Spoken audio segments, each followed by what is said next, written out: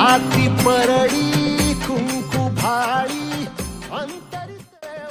नमस्कार, मी सायली संजीव आणि मी नाशिकचीच आहे. पण गेल्या 13 वर्षात मी देवीच्या दर्शनाला आले नव्हते आणि आता आली आहे. आणि दर्शन तर माझं अप्रतिम झालंच, पण या VR माध्यमातून मला इतकं देवीच्या जवळ जाता आलं असं वाटलं ना. मला असं वाटतं की आमची कुलदेवी असूनही मला काही गोष्टी माहीत नव्हत्या, जी फार चुकीची गोष्ट आहे, पण तरी या VR माध्यमातून आज मला कळलंय.